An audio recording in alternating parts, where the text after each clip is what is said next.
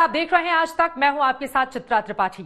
आखिरकार वो घड़ी आ ही गई जिसका इंतजार बीते 1 साल से था। कोरोना के खिलाफ लड़ाई में जिस वैक्सीन का इंतजार था, आखिरकार वो आ गई है।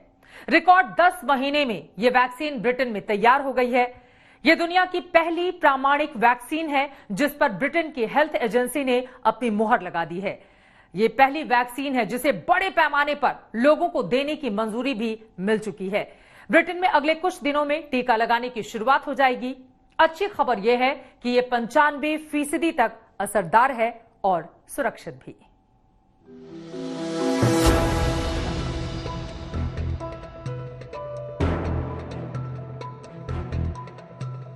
कोरोना ने जब पूरी दुनिया में कोहराम मचा रखा है, 6 करोड़ 40 लाख लोग इसकी चपेट में आ चुके हैं। 14,81,000 लोगों की जान जा चुकी है। भारत में भी 95 लाख से ज्यादा संक्रमित हो चुके हैं और 1,38,000 लोग मौत के मुंह में समा चुके हैं। तब पूरी दुनिया और भारत के लिए एक राहत भरी खबर आई है। दुनिया में कोरोना की पहली वैक्सीन आ चुकी है जिस पर सरकारी एजेंसी की मोहर है। ब्रिटेन में फाइजर बायोएनटेक वैक्सीन को आम लोगों को देने की मंजूरी मिल गई है। इसे अमेरिका की कंपनी फाइजर और जर्मन कंपनी बायोएनटेक ने मिलकर बनाया है। ये वैक्सीन कोरोना वायरस के खिलाफ 95% तक असरदार है। ब्रिटेन में अगले कुछ दिनों में आम लोगों को वैक्सीन देने की शुरुआत हो जाएगी। वैक्सीन को लाइसेंस देने वाली ब्रिटेन की medicine and health care product regulatory agency ने इसे सुरक्षित करार दिया है। Fantastic news. The MHRA, the fiercely independent regulator, has clinically authorised the vaccine for rollout. The NHS stands ready to make that happen. So from early next week, we will start the programme of vaccinating people against COVID-19 here in this country. Britain ने vaccine की 4 crore dose का order दे रखा है। ये 2 करोड़ लोगों के टीकाकरण के लिए काफी है। हर किसी को वैक्सीन की 2 खुराक दी जाएगी। पहला डोज लेने के 21 दिन बाद दूसरा डोज दिया जाएगा। ब्रिटेन के स्वास्थ्य मंत्री ने उम्मीद जताई है कि अगली गर्मियों तक ब्रिटेन में हालात काफी बेहतर हो जाएंगे।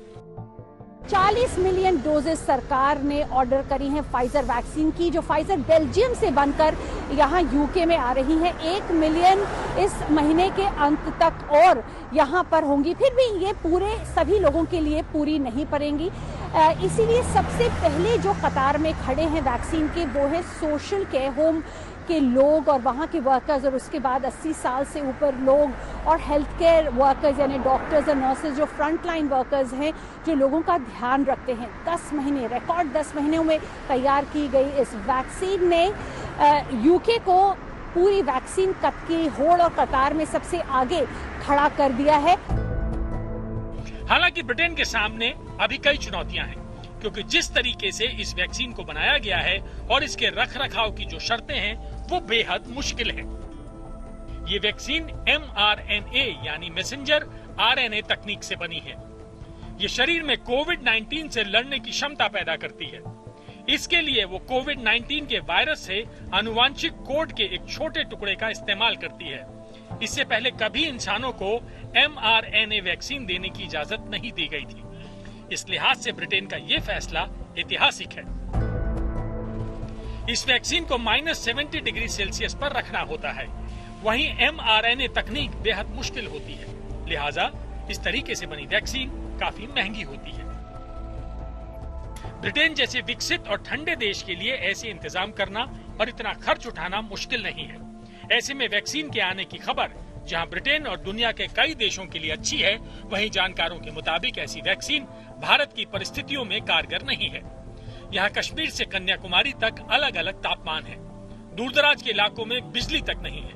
ऐसे में -70 डिग्री सेल्सियस तापमान की कोल्ड चेन को बनाए रखना लगभग असंभव है। सबसे अच्छी बात इंडिया की वैक्सीन की और फाइजर की ये है, डिफरेंस जो है कि फाइजर की जो वैक्सीन है इसको प्रिजर्व करने में रियली डिफिकल्ट है। -70 टू -80 डिग्री पे करना पड़ेगा। लेकिन भारतीय जो बना रहे हैं, ये इंडियन सिचुएशन को देखते हुए इतना रेफ्रिजरेशन -70-80 इज वेरी एक्सपेंसिव। दूर दराज गाँव में कैसे जाएगा। इस सब के बावजूद भारत के लिए खबर अच्छी है कि कोरोना वायरस के खिलाफ आखिरकार एक वैक्सीन आ गई है। भारत भी वैक्सीन लाने की रेस में ज्यादा पीछे नहीं है। देश में कुछ वैक्सीन ट्रायल के अंतिम चरण में है। फरवरी तक देश को अपनी वैक्सीन मिल जाने की उम्मीद है। देरी होने की वजह एक ही है कि ये वैक्सीन असरदार भी हो और सुरक्षित भी। आज तक ब्यूरो। उधर रूस के राष्ट्रपति पुतिन ने भी अपने देश में कोरोना वैक्सीन स्पुतनिक को लोगों को लगाए जाने का आदेश दे दिया है। वहीं भारत भी वैक्सीन बनाने की दहलीज पर खड़ा हुआ है। पुणे के सीरम इंस्टीट्यूट में बन रही वैक्सीन के 3 चरणों का ट्रायल पूरा हो चुका है और अब बस मंजूरी का है इंतजार।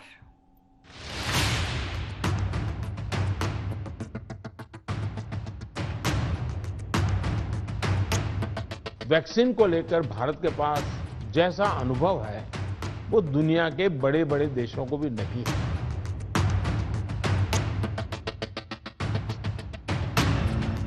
भारत जो भी वैक्सीन अपने नागरिकों को देगा वो हर वैज्ञानिक कसौटी पर खरी होगी। ब्रिटेन ने जहां सार्वजनिक तौर पर टीकाकरण के लिए वैक्सीन को मंजूरी दे दी है, वहीं भारत में भी वैक्सीन जल्द आने के आसार हैं। सारी कवायद पर प्रधानमंत्री नरेंद्र मोदी की नजर है। इस मोर्चे पर खुद पीएम मोदी खड़े हैं और वैक्सीन बनने से लेकर उसे लोगों को दिए जाने की पूरी योजना उनकी देखरेख में तैयार हो रही है। शनिवार को खुद प्रधानमंत्री नरेंद्र मोदी ने 3 शहरों में उन 3 संस्थानों का तूफानी दौरा किया जहां वैक्सीन पर काम तेजी से चल रहा है। सबसे पहले प्रधानमंत्री नरेंद्र मोदी अहमदाबाद के जाइडस बायोटेक पार्क पहुंचे थे। यहां पीएम मोदी ने पीपीई किट पहनकर लैब का दौरा किया। इसके बाद पीएम मोदी हैदराबाद पहुंचे। यहां भारत बायोटेक वैक्सीन बनाने में जुटी है और पीएम मोदी ने वैक्सीन पर चल रहे काम का जायजा लिया। आखिर में पीएम मोदी पुणे के सीरम इंस्टीट्यूट ऑफ इंडिया पहुंचे। यहां उन्होंने जाना कि वैक्सीन का ट्रायल कितना कारगर हुआ है और वो टीकाकरण के लिए कब तक तैयार हो जाएगी। दरअसल अहमदाबाद में जाइडस कैडिला जाइकोव डी नाम की वैक्सीन बना रही है। ये पूरी तरह से देसी है, जिसके 2 चरण का ट्रायल हो चुका है। वहीं हैदराबाद में भारत बायोटेक आईसीएमआर के साथ मिलकर कोवैक्सीन नाम की कोरोना वैक्सीन बना रही है। एम्स सहित 25 अस्पतालों में इस वैक्सीन का 3रे फेज का ट्रायल चल रहा है।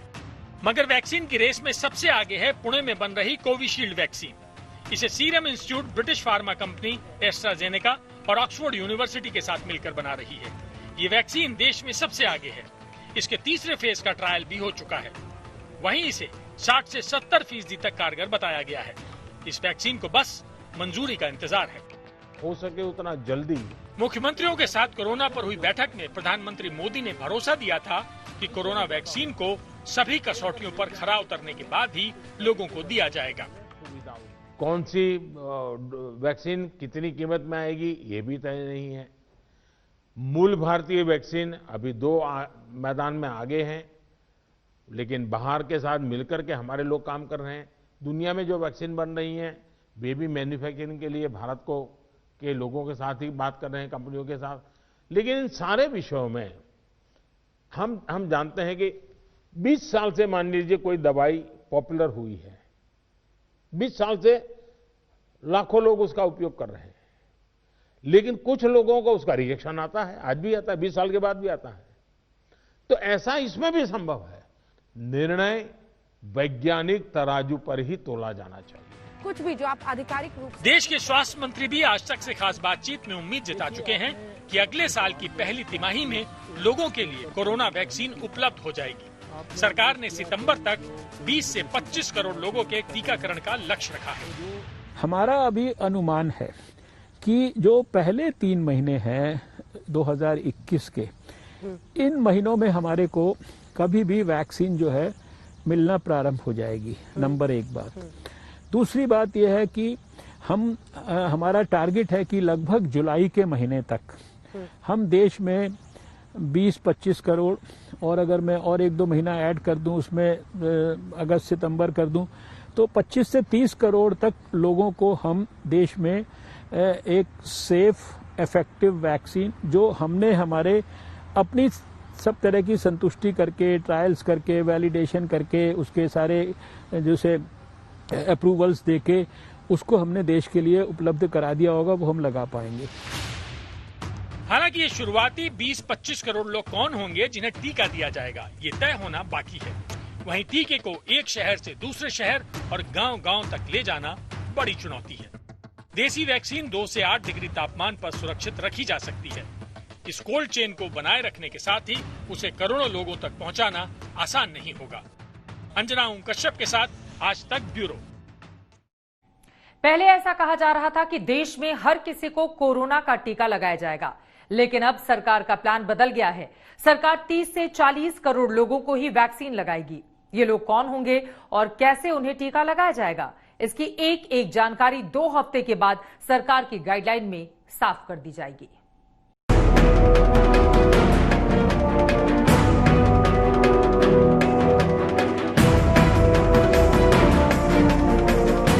साथियों, कोरोना की वैक्सीन जब भी आएगी वो जल्द से जल्द प्रत्येक भारतीय तक कैसे पहुंचे, इसके लिए भी सरकार की तैयारी जारी है। प्रधानमंत्री नरेंद्र मोदी ने भले ही हर भारतीय तक कोरोना वैक्सीन पहुंचाने की बात कही थी, लेकिन सरकार अब 135 करोड़ भारतीयों को टीका लगाने की बात को खारिज कर रही है। पूरे देश के टीकाकरण की बात सरकार ने कभी नहीं की है। I just wanted to make that clear. मैं बार बार ये कहता हूँ कि इस प्रकार के जो साइंटिफिक विषय होते हैं, साइंस से संबंधित विषय होते हैं, उस पर जब हम चर्चा करते हैं तो ये बेहतर होता यदि हम पहले इस तरह की जो तथ्यात्मक जानकारी है, फैक्चुअल इंफॉर्मेशन, उसको हासिल कर लें, उसके बाद फिर विश्लेषण करें। तो पूरे देश के टीकाकरण की बात कभी नहीं कही गई। जिस तथ्य की बात स्वास्थ्य सचिव कर रहे हैं, उसके मुताबिक सरकार चरणबद्ध तरीके से लोगों का टीकाकरण करेगी। इसमें 30 से 40 करोड़ लोगों को ही वैक्सीन दी जाएगी। सबसे पहले स्वास्थ्य कर्मियों और बुजुर्गों को टीका लगाया जाएगा, उसके बाद दूसरे वर्ग को टीका लगाया जाएगा और देखा जाएगा कि संक्रमण का प्रसार किस हद तक रुका। अगर कोरोना की चेन टूट गई तो पूरी आबादी को वैक्सीन लगाने की जरूरत नहीं पड़ेगी। सरकार की इस तैयारी से एक बड़ा संदेश ये निकल कर आता है कि अगर वैक्सीन आ गई तो उसे लगवाने के लिए अफरा तफरी की जरूरत नहीं। हो सकता है आपको टीका लगवाने की जरूरत न पड़े। वैसे सरकार की माने तो अगले 2 हफ्ते में सब कुछ साफ हो जाएगा, जब टीकाकरण को लेकर उसकी गाइडलाइन सामने आ जाएगी। आज तक ब्यूरो। उम्मीद यही कि देश की वैक्सीन भी जल्द आए ताकि इस कोरोना से मिल सके सभी को मुक्ति। हमारी इस पेशकश में विशेष में अभी के लिए बस इतना ही। देश और दुनिया की बाकी खबरों के लिए आप देखते रहिए आज तक।